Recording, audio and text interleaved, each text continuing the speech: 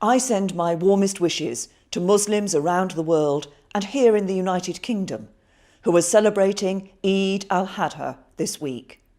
And I congratulate everyone who has performed the Hajj this year. So Eid Mubarak. Whoa, that was the most embarrassing thing I've ever seen a British politician do. Let's do two things in this video. First, let's look at some facts on Islam. And second, let's look at some facts on the population of those who are members of Islam, also known as Muslims. Islam is the political ideology found in the Quran, the Sirah and the Hadith. Many people think that there is somehow a difference between Islam and Islamism. This is a myth. In Islam, there is no conceptual distinction between Islam and Islamism. It is the same thing. Islam is Islamism. So Islam is a political ideology. According to Islam, Theresa May is a kafir or unbeliever. And a kafir is believed to be evil and dirty and inferior and so on. 60% of the total body of Islamic literature is about the kafir. 64% of the Quran, 81% of the Sirah, and 37% of the Hadith. So this is a lot. Islam is quite obsessed with the kafir. 31% of the total body of literature is dedicated towards the jihad, which is the spread of Islam by converting, killing, or demifying the kafir. 0% of the earlier chapters of the Quran are devoted to the jihad and 24% of the later parts. This is because Muhammad created the concept of the jihad near the end of his story. Of the Sirah, 67% is dedicated to the jihad, and of the Hadith, 21% is dedicated to the jihad. As you can see, the percentages of the Islamic literature that are dedicated towards the kafir and the percentages that are dedicated towards the jihad overlap each other. This is because in order to engage in jihad, the kafir is a very important person. Because who has to be killed, converted or demified in order to engage in jihad? That's right, the kafir. Theresa May is not just a kafir, she is also a woman. Of all the Quranic verses that are about women, in 5.3% of them, women are held to high esteem. In 23% of them, women are described as equal. And in 71% of them, women are held to a low esteem. In the 5.3% of the verses in which women are held to a high esteem, the woman plays the role of a mother. And in the 23% in which women are equal, they are not demonized, but judged on the degree to which she obeys her husband. Out of the amount of the hadith that is about women, in 0.13% of the text, they are held to a high esteem.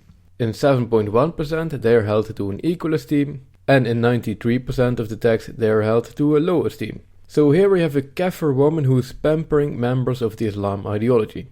This can be compared with a black Jew congratulating Nazis for Memorial Day of the martyrs of the Nazi movement. It is that ridiculous. Let's move on to the second part, the facts about the population of those who are members of Islam. So what do Muslims believe? What modern day views do Muslims in the UK hold? There is only one way to give an accurate representation of this, and that is by studying opinion poll results conducted among Muslims in the UK. Here we go. According to NOP research in 2006, 1 in 4 British Muslims thought that the 7/7 bombings in London were justified. An ECM poll from 2005 showed that 58% of British Muslims believe insulting Islam should result in criminal prosecution.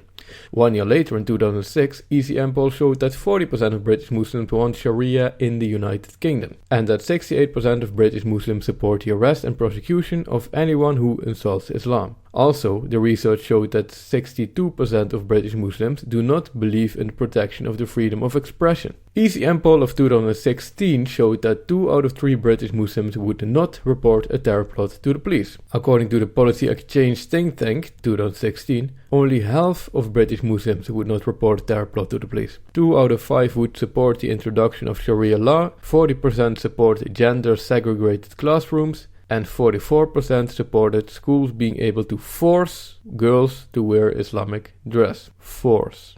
Which brings me to the topic of women. According to research conducted by Civitas in 2009, 1 in 3 Muslims in the United Kingdom strongly agree that a wife should be forced to obey her husband's bidding. Forced. 51% of British Muslims believe a Muslim woman cannot marry a non-Muslim. Only 51% believe a Muslim woman may marry without a male guardian's consent. And up to 52% of British Muslims believe a Muslim man is entitled to have up to 4 wives. An ECM poll shows in 2016 that only 18% believe that homosexual should remain legal. Only 18%.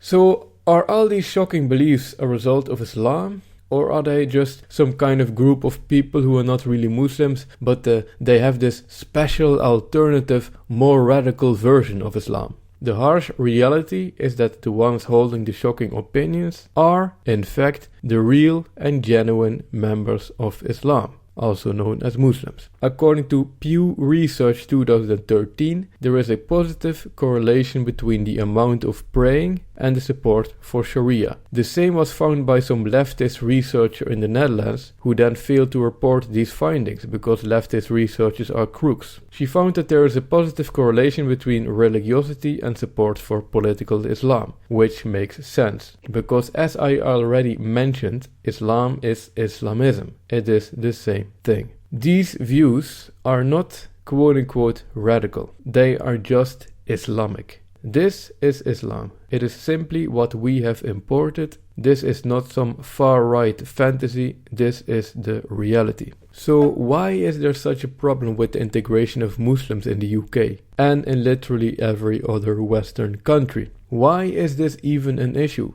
This is because Islam is not a religion, but a political ideology that opposes Western values in literally every aspect. If Islam were just a religion, just like Christianity or Hinduism, we wouldn't even be having this conversation. Was there ever a problem with Hindus in the UK? Does Theresa May have to embarrass all of us by pampering the Hindus every time there is a Hindu celebration? No, because there aren't any issues with Hindus. I send my warmest wishes to Muslims around the world and here in the United Kingdom who are celebrating.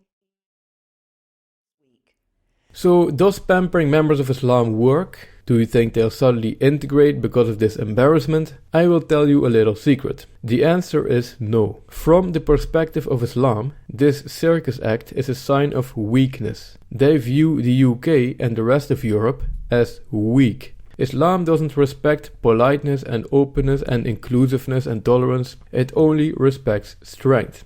So how do you talk to Islamists? This world leader will show you.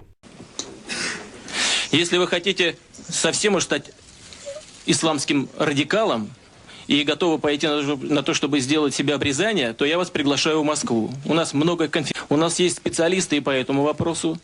И я порекомендую ему сделать эту операцию таким образом, чтобы у вас уже больше ничего не выросло. So who do you think the Muslims respect more? Theresa May or Vladimir Putin? Islam only respects strength. This is embarrassing. It is not only embarrassing for the UK, but for all of Europe. Actually, it's embarrassing for all of the Western world, because it is... Hello. Hey, Today, Muslims in Canada and around the world gather to celebrate Eid al-Adha and mark the end of the Hajj. Eid al-Adha Oh is no, a time for not him prayer, too. reflection, and Oh boy, I'm going back to bed. If you like the content, please subscribe. Thanks for watching.